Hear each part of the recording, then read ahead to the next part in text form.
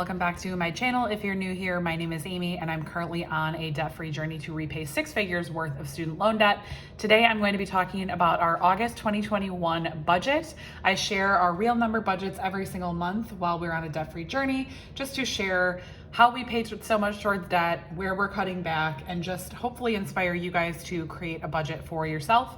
My husband and I spent many years not budgeting, and I definitely have a regret about not budgeting for so many years because it has been absolutely insane how much money we have just saved by being aware of where our money's going. So I'm going to be doing August 2021. It feels really crazy to be doing August already. I feel like this year is going so fast. August is a really exciting month for us because it's actually my son's birthday. And, we're getting ready for back to school. So you'll definitely see some of those items reflected in our budget for this month. So first thing we start with up here is our income. If you like this budgeting spreadsheet as well, I do have an Etsy shop I have linked below. I do sell this in my Etsy shop if you're curious.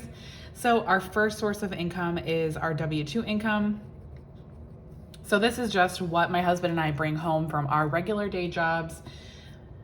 And that I am budgeting $7,000 for this month.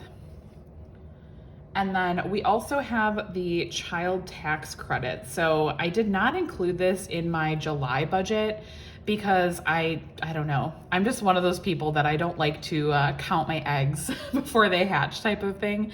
But you will see it in my July budget closeout. So I always reconcile at the end of every single month, and just if any money came in, like our side hustle income, we never budget for that. It's just completely extra. If my husband or I get any bonus income from our jobs, that is reflected in that video. However, we don't ever anticipate any money. Like we just budget based on like bare minimum. So now that I know that we will be receiving the child tax credit, I put it on here because I do know that it will be hitting our account on the 15th. Or I think it might be the 13th in August. I'm not sure, but sometime around the 15th. So that is in the amount of $550. We do have it 2 children. So that brings our total income for the month at $7,550. So next we are just gonna be going over our fixed expenses. So first is our mortgage. And we pay that a month ahead. So this will be for September 1st, which is when that comes out. So we do budget in the month of August for the September since it comes out on the 1st. And our mortgage amount is $1,284. Then we also have our cell phones.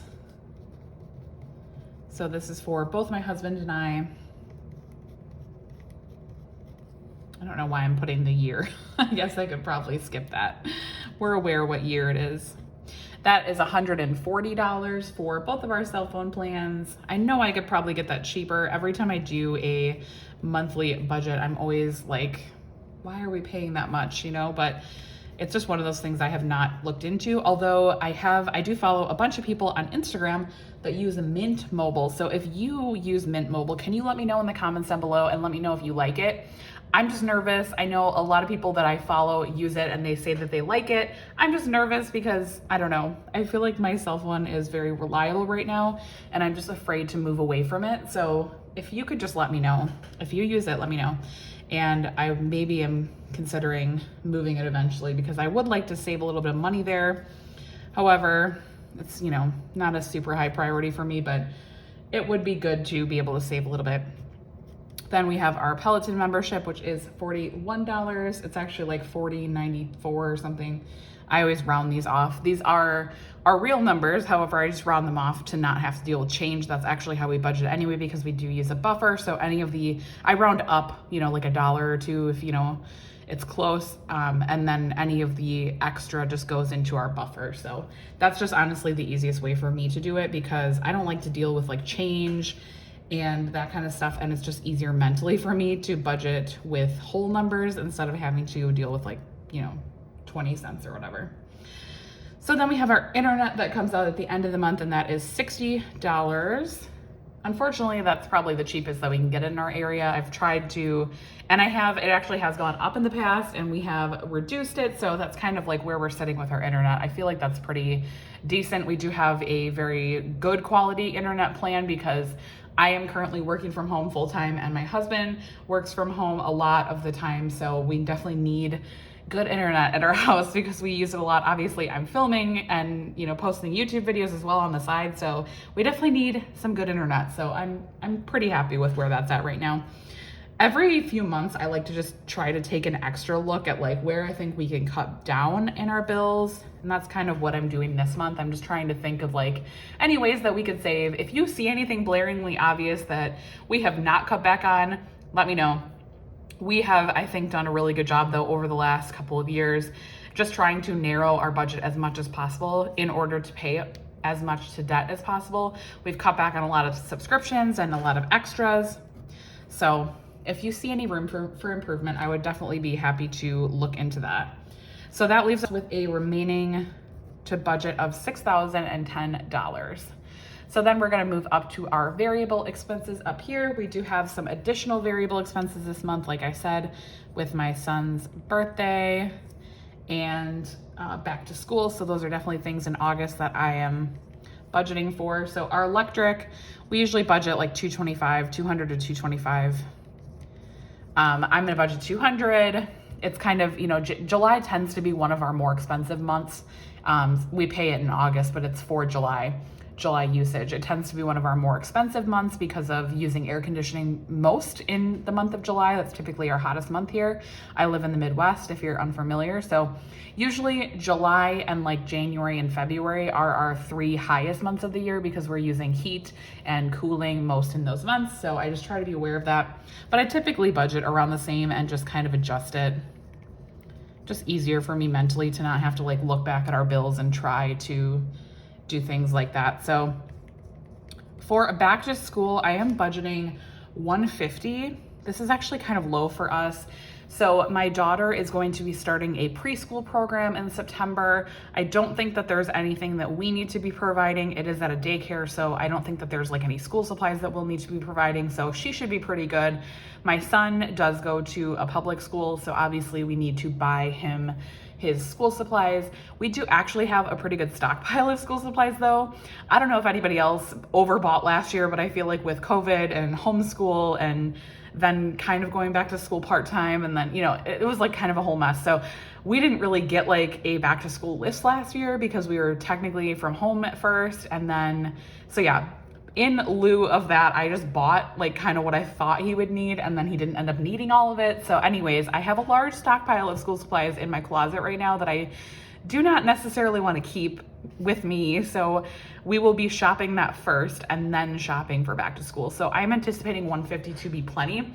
I am including some clothing in that though as well, because my son will need some clothes and probably shoes for both my kids. So I'm not sure if that's going to be enough. You know, I'm just thinking hopefully. We do always, one way that we save money a lot in our budget is we always thrift first for clothing. That has definitely saved us tons of money. And honestly, we have gotten much better quality clothing doing that, because if I'm going to go buy new, I'm going to buy from like Target or, you know, like a cheaper place, because kids grow out of clothes and, you know, I'm not going to go out and buy my kids like super, super expensive clothes. So by shopping at a thrift store, I typically get better quality clothes, name brand clothes for way cheaper. So anyways, that is my plan. I will be taking them to the thrift store, buying some clothes for the fall, and then we will be going to get some school supplies. So I'm hoping that that $150 budget is enough. Let me know in the comments down below what you typically budget.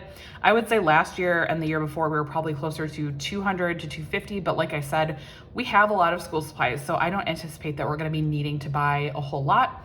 And my son's school is actually really good about, I feel like their lists are not crazy. You know, they are very manageable, and I don't feel like it's ever been super expensive. So the third thing in our variable expenses this month that is kind of an extra thing is my son's birthday.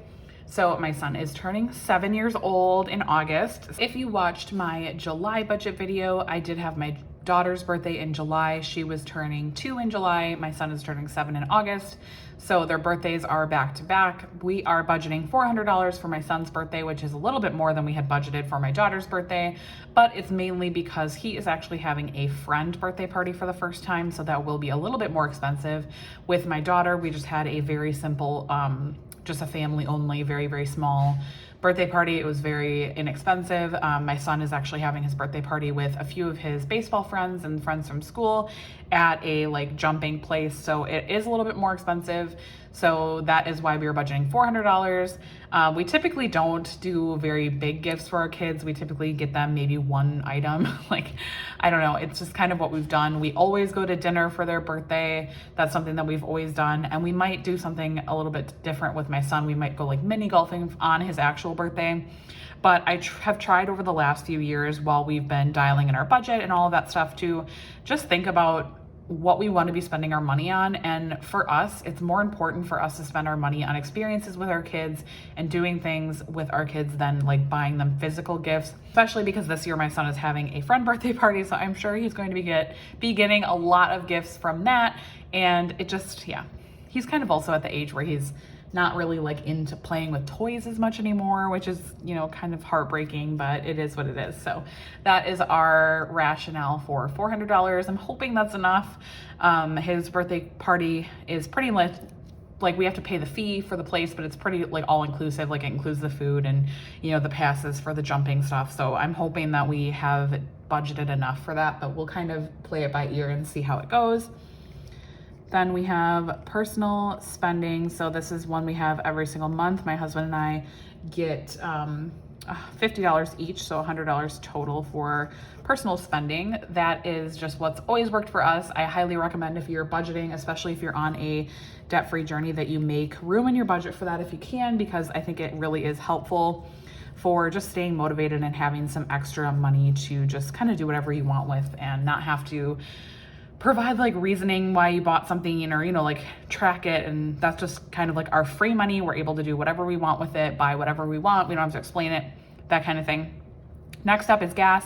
I did bump this budget up a couple of months ago to $125 from $100. Obviously, I'm still working from home full-time right now. I do anticipate having to go back into the office a few days a week, possibly more. I'm not really sure yet. They haven't given us guidance yet, but in the month of September. So we'll kind of see how our gas budget changes, but I did bump it up to $125 because we have been driving more with the summer and everything, with my son having baseball and that kind of stuff. And then groceries, we do always $500. That's been working out pretty well for us. MISC is just kind of a catch-all category for us. We just, things are always coming up with having kids. And this is also a place that I could pull from if we did have any overage on my son's birthday. So I do just really enjoy having that like miscellaneous category that we can kind of just use as like a catch-all for any extra. And then dining out, we always do $200 as well. So that brings our total variable expenses to $1,875 for the month of August. For our variable expenses, so like gas, groceries, MISC, dining out, my son's birthday, back to school, all of that stuff goes on our credit card. I have both of the credit cards that we use linked below. We use one credit card for our just monthly expenses, all of that. I pay that off in full twice a month, no exceptions, nothing. We've never paid interest on that card.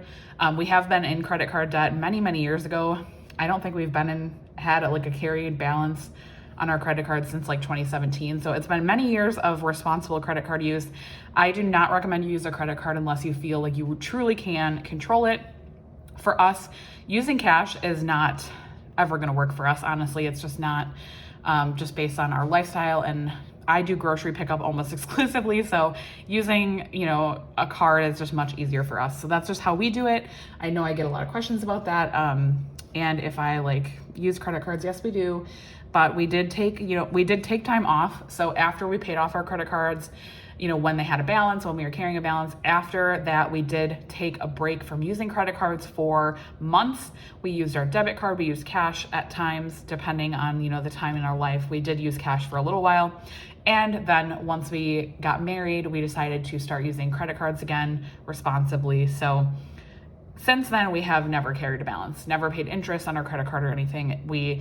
And part of that is because we do have such a substantial budget. We follow our budget. We do occasionally go over, but it's never enough that, we're carrying balances and stuff. So I just thought I would address that because that is a question that I get frequently, how we pay for these things, especially because we have two different people. So when I was single, I feel like using cash would have been a lot easier, but my husband and I both are at times getting groceries, at times getting gas, MISC, and all. Sometimes my husband has the kids and he has to go do something, and sometimes I have the kids and, blah, blah, blah. lots of expenses on the card. So it's just easier for us to just use a card together and not have to worry about like the balance and all that stuff.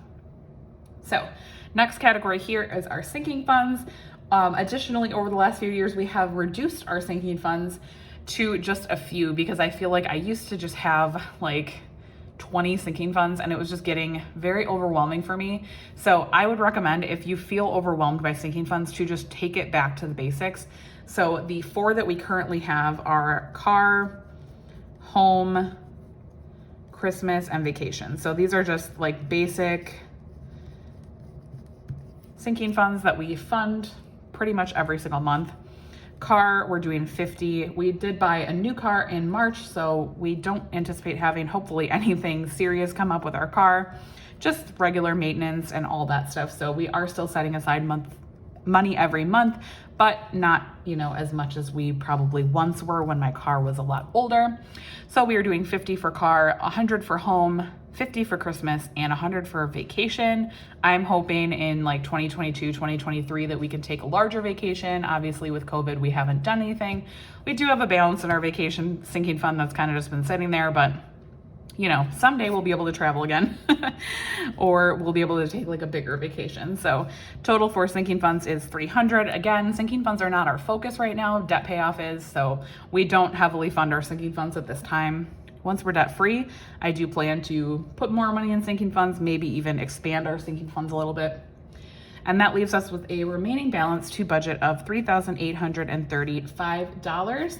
And if you've been around here, you know exactly where that's going. It's all going to debt right now.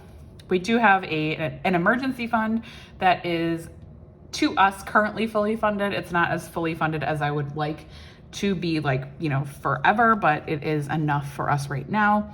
So that is $3,835 that we are anticipating for debt payoff. If you're familiar with my channel, I pay debt every single week. So on Fridays, I film a video that I call Debt Free Friday. I pay every week. So this amount will get divided by however many Fridays are in August. I'm pretty sure it's only 4, so it'll get divided by 4.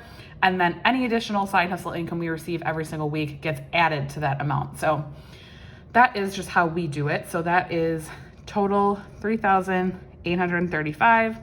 And that leaves us with a remaining of 0. So we do pretty much zero-based budget every single month.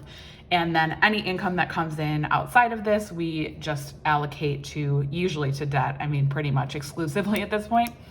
But yeah, that is how our August budget is looking. Let me know in the comments down below. Have you budgeted for August yet? I know I typically film these videos pretty early, so I'm usually one of the early budgeters, but I like to get these up because I think it is helpful to hopefully you guys to have somebody to budget with or to just see how somebody else budgets. So let me know in the comments down below if you've done your budget yet. I hope you have, and I will talk to you in my next video. Bye guys.